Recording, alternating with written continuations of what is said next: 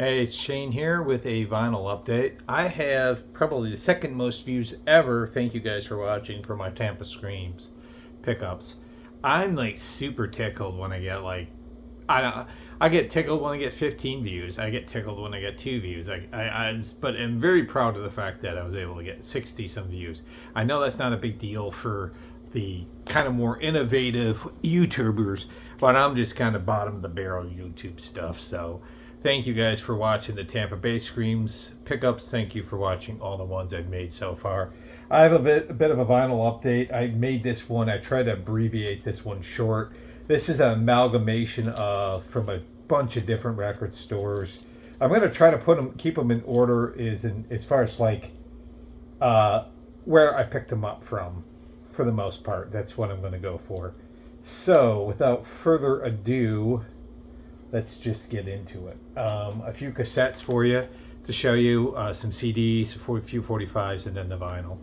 Cassettes, super happy with these cassettes too. I can't believe I found this even though it's their major label debut. This is fucking fantastic. Let me back that up a little bit. This is fantastic find. Lounge Lizards. Yes, Lounge Lizards with No Pain for Cakes. So this is the major label debut of this band, who had been around for a while. New York band led by John Lurie, the actor, who did some crazy ass acid jazz shit with Lounge Lizards. I'd love to get their old shit. I haven't heard it. And this is on, I can't believe I got this for like $3 for this. So super happy to get a Lounge Lizards. Fucking awesome stuff. Their earlier shit is bonkers. Acid jazz, noise jazz, whatever you want to call it. I barely even call that early shit they did jazz. So happy to have that one. I couldn't find anything out about this band. This one was $4. This is Diseverest with Hammers to Blasphemy. Hammers of Blasphemy. So if any Nisaverett, not Disaverett, Nisaverett, Nisveré, Hammers of Blasphemy. Sorry, I said dis, I meant Nis, Nisveré. Sorry, Hammers of Blasphemy.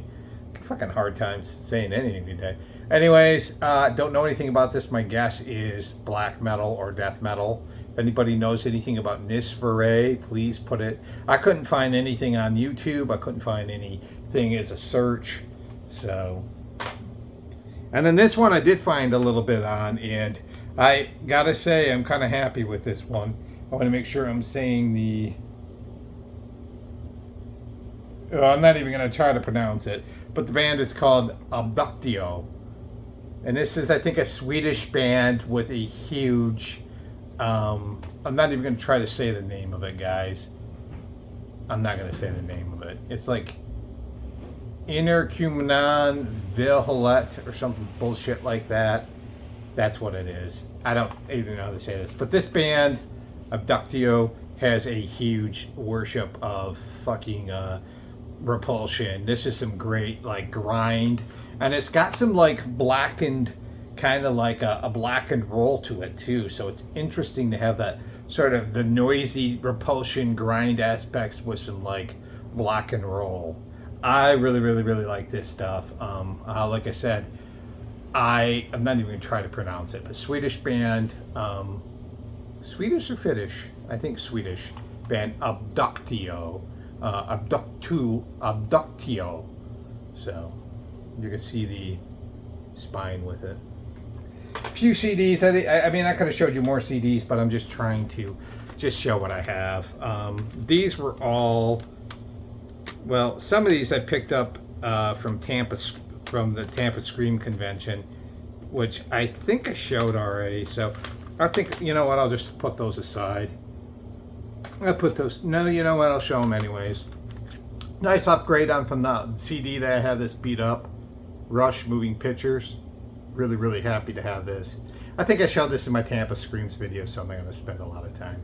My favorite Rush album. And this was when Rush was considered like almost satanic.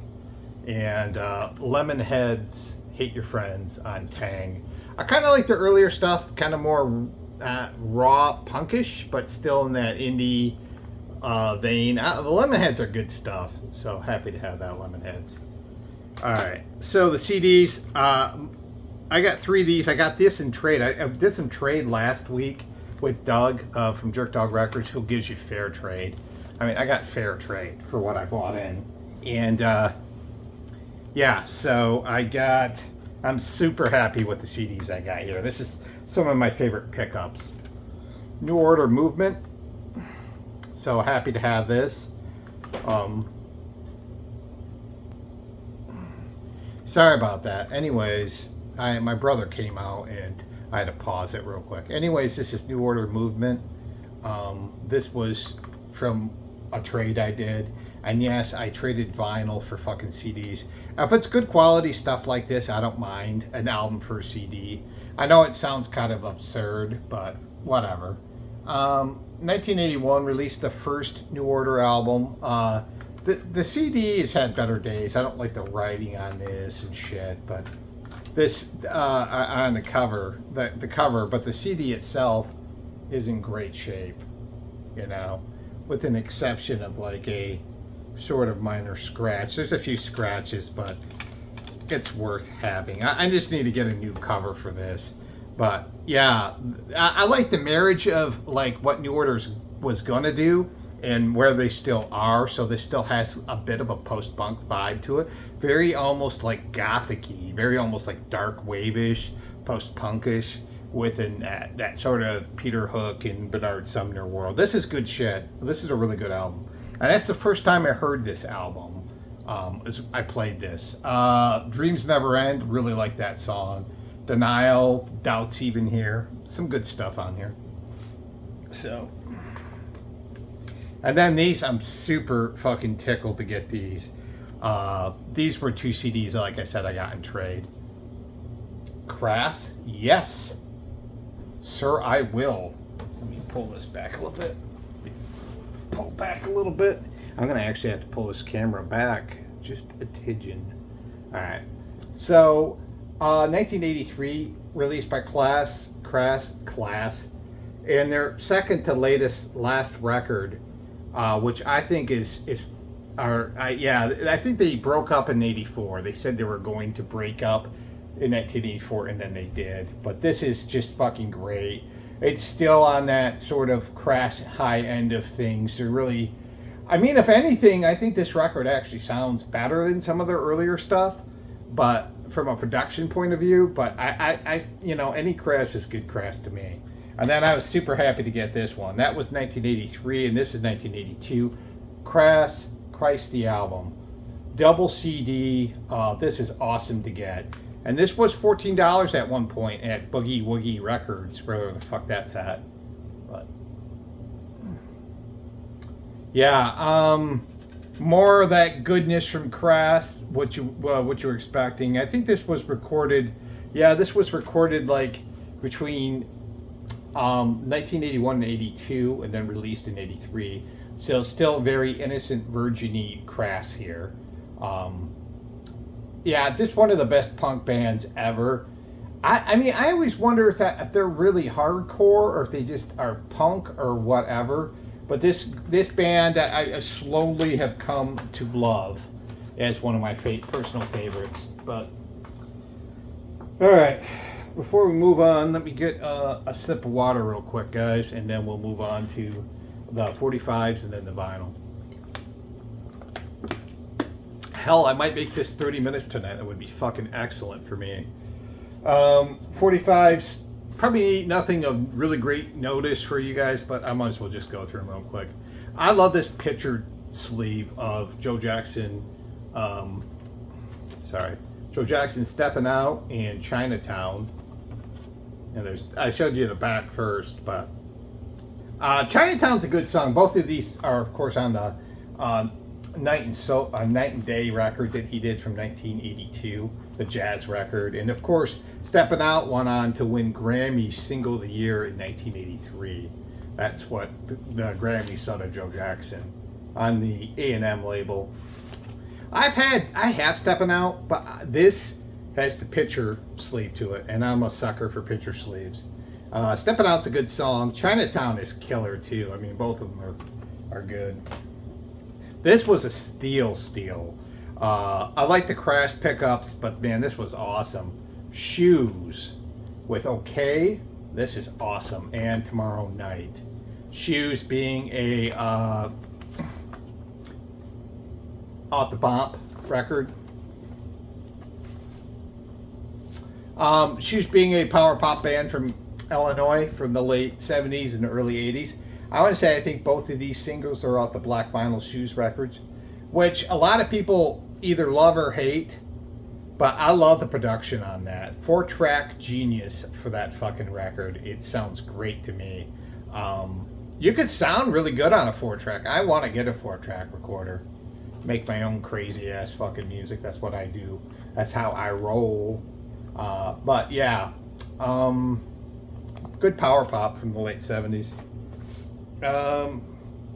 This band Drop Forge, great stuff here. The Largest Tool Known to Man EP.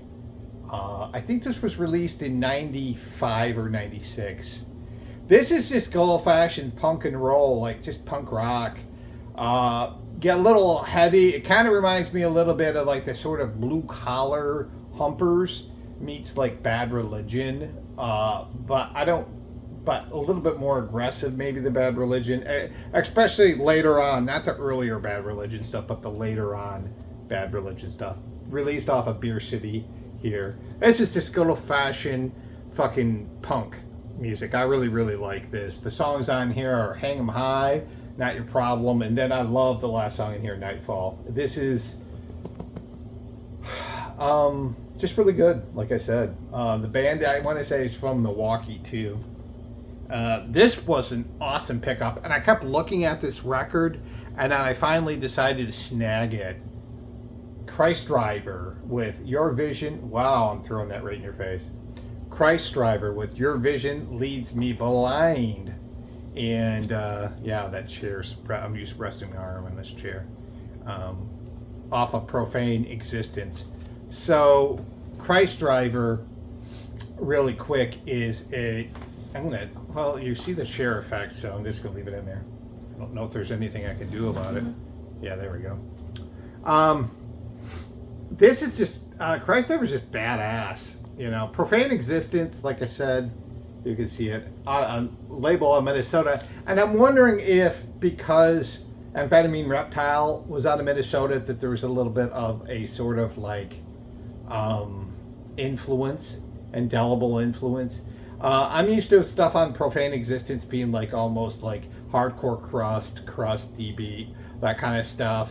But this is like got sludge elements, doom elements, and it's got a bit of that like noise from an Amphetamine Reptile. I really, this is like I Hate God meets fucking like Killdozer meets fucking like early Helmet or something. This is excellent. I don't know why I waited so long on pulling the trigger on this. It's like this band's awesome and it's on gray vinyl. So Profane Existence is kind of, for me, it's hit or miss. I don't love Profane Existence. I don't hate it either. I just think it's kind of in the middle. Last one, and I just took a blind buy on this one because it's colored vinyl. But yeah, it's a band called And You'll Know Me, You'll Know, and You'll Know Us by the Trail of Dead. Yeah, this is a colored vinyl, obviously you can see that. From the album called So Divided, you have, I can't even read the shit on here.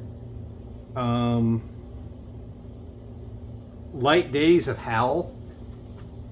And I want to say, I think the other side is Wasted State of Mind. So, this band has a little bit of a, like a fucking, I don't know. It has a bit of a sort of like,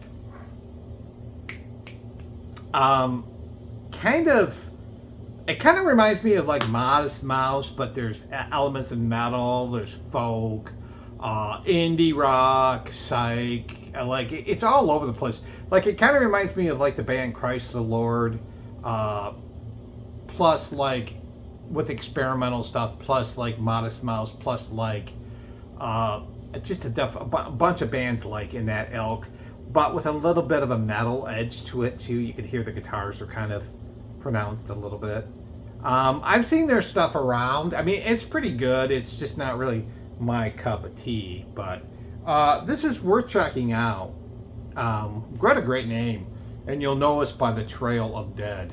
I just love the name of that band. That's something I would name my band. So, oh, another CD I forgot, and this one I got Sunday. Didn't need it, have it on vinyl. Cure Pornography. Yeah, the dark album by The Cure off of Elektra. Their third record, I want to say, the follow-up to Faith.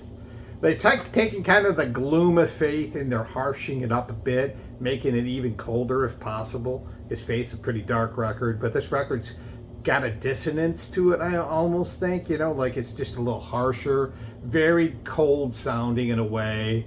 I mean, this has got Siamese Twins on it. Of course, the classic, The Figurehead. Of course, the song Cold. Pornography. What is that? Short-time effect? Short-term effect is great on here. Yeah. Strange Days, fantastic. One of The Cure's best albums. I completely forgot about this. And I would never forget about The Cure because I love them so much.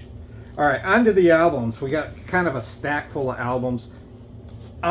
This one I picked up today and I want to spend a little time talking about because this is an absolute... I heard about this album a long time ago and I heard it was absolutely batshit.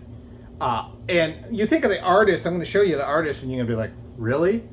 And I'm telling you, this is one of the more bizarre albums that I've heard by a mainstream artist. And I kind of like to go out of my way and find stuff by artists that's like off the beaten path, kind of like Wasp by Sean Cassidy is an example of that. Comic Book Heroes by Rick Springfield, I'd say to an extent. Pat Boone's that metal album he did, that's so much fun. Stuff that's just off the beaten path that normal artists don't really cover and then they cover, like that kind of shit. And this is absolutely amazing. Her worst selling album is absolutely a crazy album. Barbra Streisand. This is, and Other Musical Instruments. This is a bat fucking nut album here. This album right here is absolutely crazy. This was her lowest selling album from the Columbia days. Just did not sell at all. It was from a fucking TV special. And did she record stuff like in India, like sitar? She has a song on here called A World is a Concerto, and you could hear like pots and pans and spoons in here. This is a very weird album. The first song on here, what is that first song on here? Piano Practicing. She's just basically going la la la la la. She's like practicing her vocals. This, I wouldn't normally show a Barbra Streisand record, but this is like absolutely fucking bizarre record by her. And she's trying to like hit the music from different parts of the world. It's like, it's crazy. This thing is fucking as weird as advertised. I've been looking for this record for years. And I've seen it in the past and it's always like kind of beat up. But I found another copy. I've been looking for a decent copy of this for years. I've seen this around, but this is passable enough for me. And yeah, this is just, it's her singing like her style, but because it's done in a way that's so like fucking low budget and shit, that it just comes across as like fucking, it's unbelievable. You gotta hear it. That's all I'm gonna say. This record I picked up in some trade when I went up to Tampa, and so I got this in when I went to Mojo's a few weeks ago. I had to drop my brother off at the airport, and I stopped by there on Sunday, did a trade, and got some records in return. This one kind of like I guess I was a little excited about. State with All Wrong. So Virginia-based hardcore. I like this. It's got like a sort of like 80s feeling hardcore. Of course, the vocal approach, like most hardcore bands, is shouting. Really intense, of course, political lyrics like you wouldn't expect from hardcore. This is just really, really good stuff. I mean, this is just really, really straight up good hardcore. So really, really happy to have State with All Wrong. Like really, really, I love hardcore. It's my favorite punk style. Easily my favorite punk style. These next 6 records I picked up were all, and I had more, but I didn't want to show all of them. Were from Sound. What is that place called?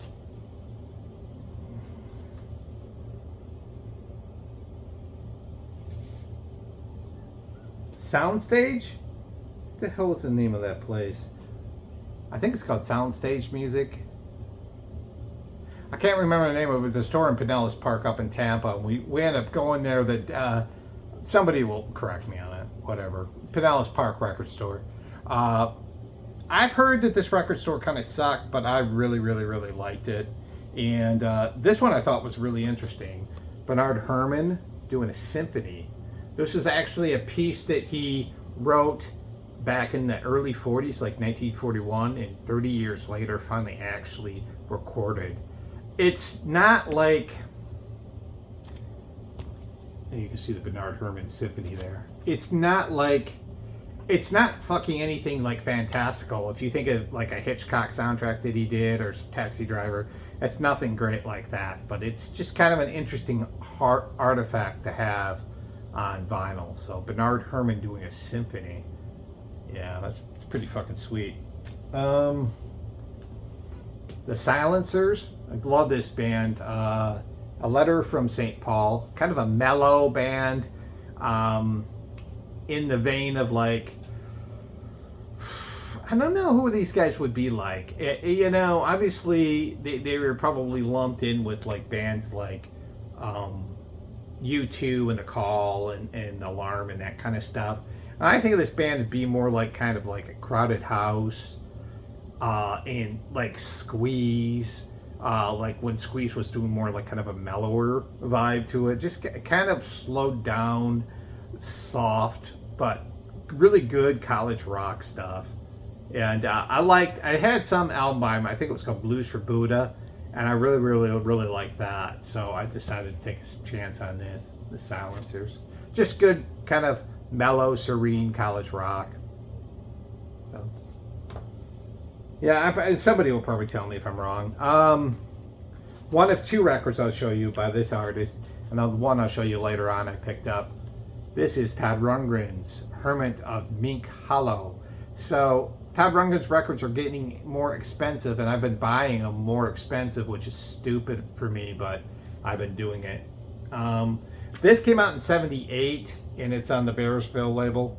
And this is his like sort of like healing from a breakup. This is his like Here My Dear by Marvin Gaye or Sea Change by Beck, like his sort of dealing with this breakup with this girl, and that's what most of the songs on this album are about. It's got the wonderful song on here. This has got Can We Still Be Friends is just a great song on here, really beautiful. Too Far Gone is a good song on here, Out of Control. Just he runs the gamut of emotions on this album. It's very kind of a subdued album for him too. Like you think about all those experimental albums, like even Something Anything has some weird shit on it, and of course Wizard of True Star and Todd. This album is kind of going back more to me like Todd Rundgren's like Healing album, something like that, or Runt. It's more soulful and just a little bit more like balanced. It's a beautiful record. It's really, really good. I'm really happy to have it. And like I said, I've been really, really getting into Todd Rundgren. Way more than I should, but I am. This one I got for $8 fucking. I was super tickled to get for $8. Hazel Atkins, the one-man band. Look at that. Caveman Go. This was a good deal for $8. I've been collecting Hazel Atkins stuff. I fucking dig them. There he is. This is recorded live in the early 90s. And it's still that sort of guerrilla style lo-fi rock and roll that you would expect from him. You know, his version of Today, I Started Loving You Again, the old George Jones, is actually pretty fucking good. But, you know, like Boo Boo the Cat, Mean Woman Blues, Shake That Thing. This is a lot of fun. This is a lot of fun. High energy, lo-fi rock and roll, basically. From there's the man himself, Hazel Atkins. I couldn't believe this was $8. I was super, super happy to get it. The next two I picked up from there were all like fucking, sorry, kick that a little bit. This one is just this one was $15, and it was a groundbreaking record when it came out, and a record store day reissue. But I'm not sure when it was a record store day reissue. Tompkins Square, which likes to reissue old stuff, folk, whatever you want to call it, jazz, whatever, reissued this, and it's Meredith Monk with The Key. Happy to have this record by Meredith Monk. This will really challenge the fuck out of you as a listener. Before there was Bjork, before there was Demanda Galas, before there was Joanna Newsom with her weird vocal theatrics, you had the one that was doing it maybe first, maybe Patty Waters, I don't know. This is fucking crazy. She doesn't even like sing. I don't know how you would describe this, but she's considered kind of, Meredith Monk is kind of considered in the jazz world, but this is far from jazz. It's more avant-garde and than anything. This is absolutely fucking batshit. I'm just gonna put it down. The Meredith Monk stuff, it's just batshit. I heard about her a long time ago, and I heard that she was like avant-garde and stuff like that. And then I heard some of the songs on here, and it's true. It is nuts. This was actually awarded a National Medal of Arts by President Obama in 2015. But she was a choreographer and a performance artist, I think, before she went into music. And Meredith Monk is just, her shit is weird. It's not even like singing. It's more like, like that kind of shit. You know, making vocal theatrics with her. It's weird. It's good, though. And this one I saw on the way out, and I picked it up and put something else back. I was super fucking tickled to get this one. Atomic Rooster with Home to Roost. Really happy to get this. This is a double live compilation album from, not double live, sorry, double compilation album from 1977, basically covering the first 3 Atomic Rooster records. If you haven't heard Atomic Rooster, they're kind of weird. Kind of heavy psych, soul sort of music, but it's definitely also heavy psych blues rock too. I mean, there's a soulfulness to it. There's no doubt about it. But Chris Farlow was in Atomic Rooster. Vincent Crane was also in Atomic Rooster. Some interesting members of the band.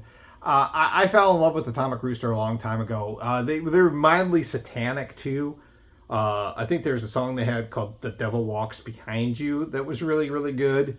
But a lot of those bands were into Satan back in the early 70s, late 60s. These ones I just picked up from Doug. I'm going to try to go through these as quick as possible. I actually don't even want to... Well, I'm going to go through these real quick. Robin Trower, this is Twice. This was a double album of 2 of his later 70s albums. And I can't remember the name of the one album, but it came in 1977, and then the one came after 78, Caravan to Midnight. But I can't remember the name of the one that came out in 77. But it's these 2 albums on Pear Records. And really, really good sort of funk rock. He's going down a different rabbit hole. Like that psych stuff he did is no longer there. It's just kind of more like funk rock. Joe Walsh, second record. The smoker you drink, the player you get. The first record I love Brainstorm, but this one I think I like even more. I love the like the lineup here with Rocky Grace on keys, Kenny Passarelli on drums, and Joe Vitale on drums and Kenny Passarelli on bass. My bad. This has got his biggest hit to date, Rocky Mountain Way. It's an absolute killer record. My favorite song in here is a song called The Meadows, or Meadows. It's beautiful. But songs on here like Bookends, Wolf, Midnight Moodies. Midnight Moodies. Classic Joe Walsh stuff. Great stuff. I don't want to spend a lot of time on these. These ones I showed you, the Trower and Joe Walsh, and the next two were all $3 a piece. Bob Dylan's Desire. This is a fucking strange record by him. No doubt about it. He adds like an electric violin to it, and it doesn't make any fucking sense at all. But I kind of like this record. Well, I shouldn't say it doesn't make any sense. It gives it kind of this weirdness. And it's played throughout some of the record. I don't know if all the record songs, but this has got the big hit Hurricane on here. It's got the wonderful Mozambique, and one of the cooler songs he did, the moody song on here called Isis, which is really good. Still got a little bit of that fallback from the breakup of his girlfriend, the kind of shit you kind of see on or not see but hear on Blood on the Tracks. So some of that still resonates to this. Not quite as angry, more like questioning. And I don't know what it is, but this record feels like it's got this like apocalyptic feel to it. I don't know if it's just me or not, but it just feels so off kilter, you know. Bob Dylan questions his after his girl dumps him, or whatever happened, he gets angry and then makes Blood on the Tracks, and then gets kind of sad but confused maybe a little bit, and he makes this album, and it seems like the world's falling apart on this record. I don't know, it feels strange listening to it. Fijian descent, the Fiji Islands, you have Tanita Takaram with her second album. What's the name of this? This Sweet Keeper. So I remember her first album came out and she had that big hit, Twist of My Sobriety, which I sort of liked, but this is her follow-up album, co-produced by Rod Argent of the Zombies and of course the band Argent. But yeah, it's considered like jazz, but I hear more of this as being like kind of almost like just synthy kind of, maybe a little bit of folk, like as far as like, I don't know, synthy folk, if that makes any sense. A little bit of world music feel to it. This is like something you would hear from like Peter Gabriel's, whatever that label he owned that had all that world music. This feels like that almost falls in that category, but it also falls into being like sort of college radio too. She's got an unmistakable voice, Tanita Takaram. That's my receipt. How much money I shouldn't have spent. Yeah, very good. Swamp Dogg, I'm not selling out. I'm buying in. Yeah, this is a great record from Swamp Dogg. Kind of a comeback record of sorts for him. And this is just a lot of fun. And if you've heard Swamp Dogg stuff, he's so goddamn goofy. This still falls in that sort of goofy thing. He's like a goofy soul version of like Frank Zappa. His music's odd a little bit, but lyrically, that's where he kind of shines more.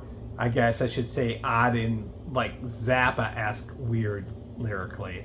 It's the same as Swamp Dogg. Not musically, because this is like soul music off of the Tacoma label.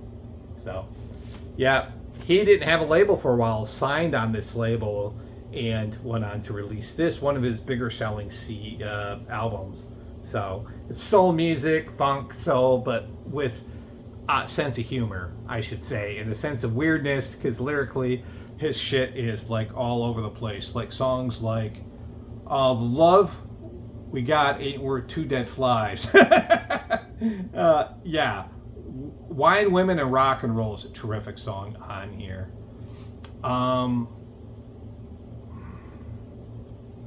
Total Destruction to Your Mind Once Again. California is drowning and I live down by the river.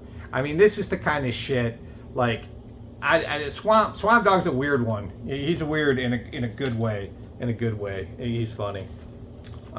This is a band from New York called Hector's Pet, and this is their album Petophilia. Trying to be clever there. Pet is in P-E-T. This got a little bit, kind of reminds me of the Black Keys. Kind of garage bluesy, but really, really poppy too, at the same time. I thought this was kind of fun. This is a little bit outside of my wheelhouse. It's on the Oops Baby Records, but I paid $8 for it. So it was 10, and he said, I need to get rid of this. Will you take it for, I said, I'll give you 8 for it. And he goes, okay, done deal. So this is some great snot-nosed punk. Last Sons of Krypton with Teenage Heart? Is that what it's called? Teenage Trash. I see trash. I saw a heart. Looks like a heart there, but it's trash. I think this band's from, I think Minnesota maybe. And this is just great snot-nosed fucking punk. I love like the attitude on this, just rebellious and a little bit of it's frisky. What's up? Frisky. It's a little frisky. Yeah. This is fun shit. I really, really, really like this. It's like really good snotty punk. I'm trying to get through these fast because I got so much more to show, and I want to try to be done at a certain time period. Yeah.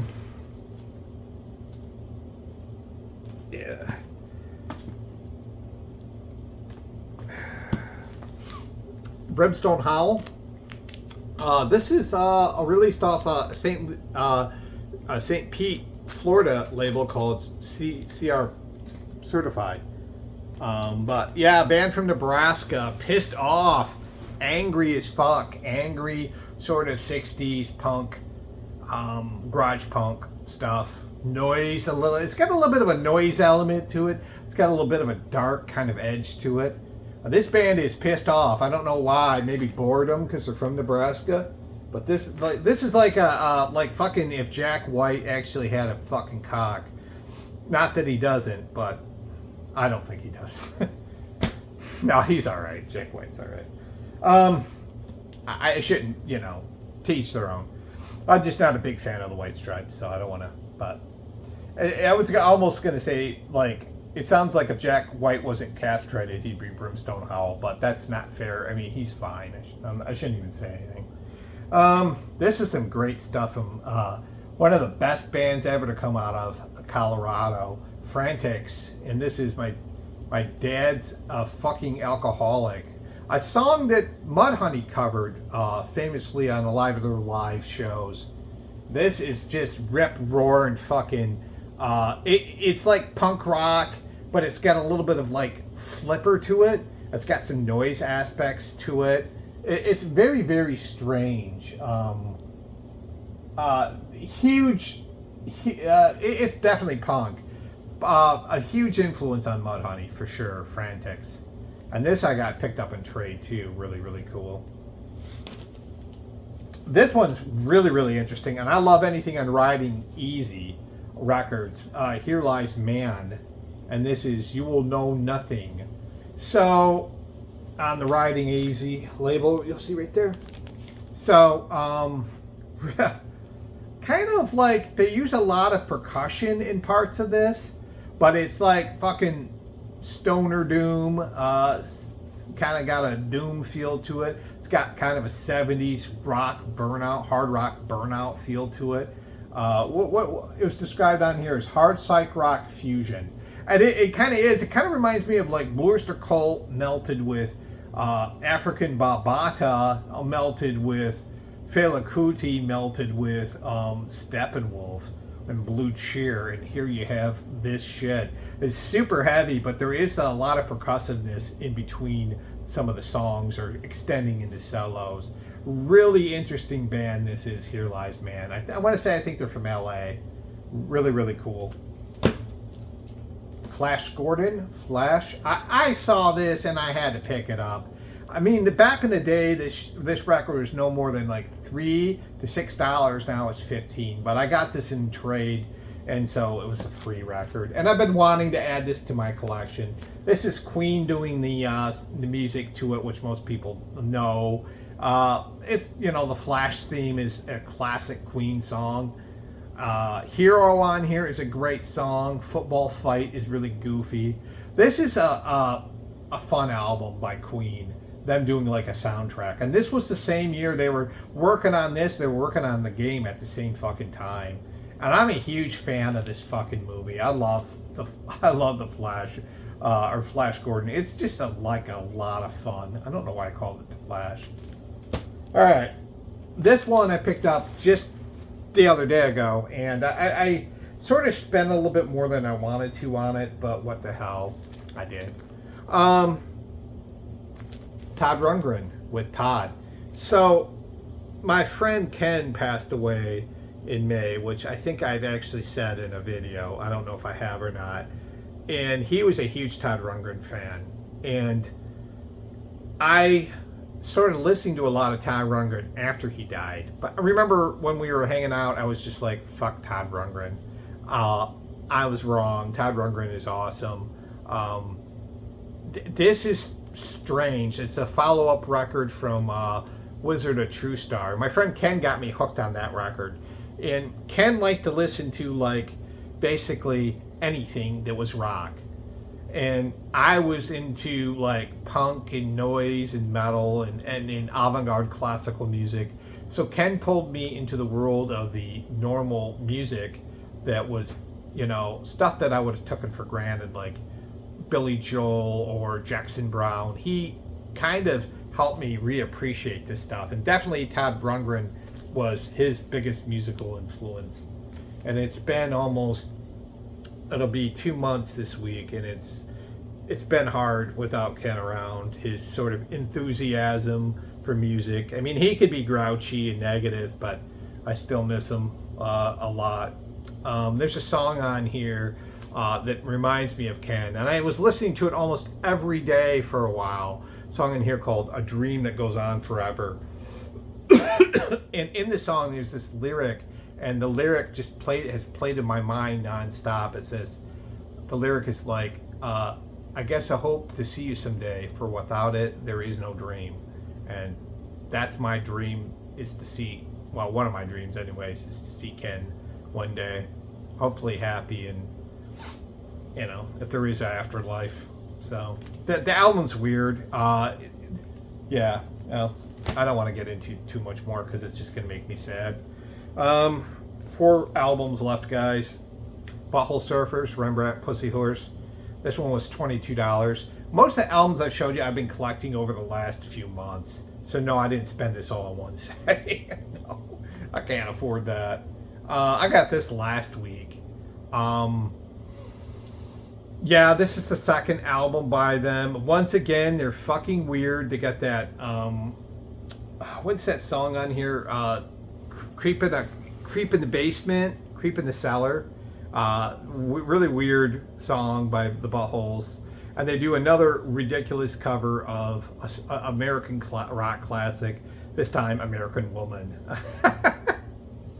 So, yeah, second album by the Buttholes. I love this band. I love them, you know, straight up weird noise shit, you know, if you're familiar with them. This is their first album, and I love this. DRI. Yes, right. DRI's first album. And you guys probably seen the other cover where it's got that, like, kind of soldier that's, like, looks like a monster or a skull. This is another version of that. 22 songs in, like, 30 minutes or something like that. 22 songs in 20 minutes or some batshit thing. Beer City released it. This is straight up hardcore. This is not thrash core or crossover. This is straight up fucking hardcore. And yeah, it's super good. Songs on here like I Don't Need Society is classic. Balance of Terror. The longest song on here, what is the longest song on here? I think it's I Don't Need Society, isn't it? No, the first one, Sad to Be, is the longest song on here. So DRI, first album, it's fucking amazing. Stay on that sort of punk. And I'm not sure what you would call these guys, but this goes back to 1994. I've been jonesing on this band hard. I did not know about them back in the day. I'm just finding out about them. This is Dystopia with Human Equals Garbage. This is an EP with a bunch of extra bonus tracks. And this is a really nice packaged thing. This one was $28, a little pricey, but I'm so happy to have this. It's on clear vinyl. It's got like a booklet in it and a bunch of extra tracks. Dystopia is like, it's hardcore, I would say, but it's got noise elements. It's definitely like crossover at times. Really fucking angry, like sort of crossover hardcore, I guess. I don't know. I mean, this shit's awesome. You know, I'm just behind the times on this shit. I love that, like that fucking all that trash behind her. And last but not least, and this one's a punk fucking classic. I was not planning on doing this so long, but whatever. This is a punk classic, and I had to put this on hold last week because I couldn't afford it last week, you know, and then I just had a little extra money this week so I could pick it up. Minutemen with double nickels on the dime, right? Yeah, double nickels on the dime. Classic album by the Minutemen. This is going back to 1984 off of SST Records. This album I've always really liked. It is a sprawling album, to say the least, and it kind of ventures into weird territories. This is like their, you know, you think about in 1984, there was another album that was sprawling with a ton of songs on it called Zen Arcade by Husker Du, and this is their Husker Du Zen Arcade, like the way the Minutemen would do it. and so it's got some folk on it. It's got some like wonky kind of like country punk on it, like Corona, political song from Michael Jackson to sing classic Minutemen song there. I love the guitar work on that song Cohesion. It's just absolutely beautiful. And that is it. And a year later, unfortunately, D. Boone passed away. I think it was in 85 or 86. One of the years, I think. They had their last album in 85, I want to say. But yeah, Minutemen are awesome. I've just been snagging their shit when I could find it. I mostly got what I want now by them. I think there's another album I want to pick up by them, but that's pretty much where I'm at. That's all I have for you guys. My camera is my battery life is gonna be jack shit, so I gotta get off here. But I'll do another vinyl update probably within the next month or so. I'm not gonna be doing these often. It's less money right now. I'm kind of fucking hitting dirt poor, and I like to just kind of build these up and not just show them every 2 weeks and show a bunch of dollar records. This stuff was more high end. I had some cheaper shit in there, but hopefully there's something in here you enjoyed, and I'll see you guys probably in the next 2-3 weeks. It won't be maybe a month tops. I don't know. I'll see you when I see you. But take care, and thanks for watching, guys. Bye.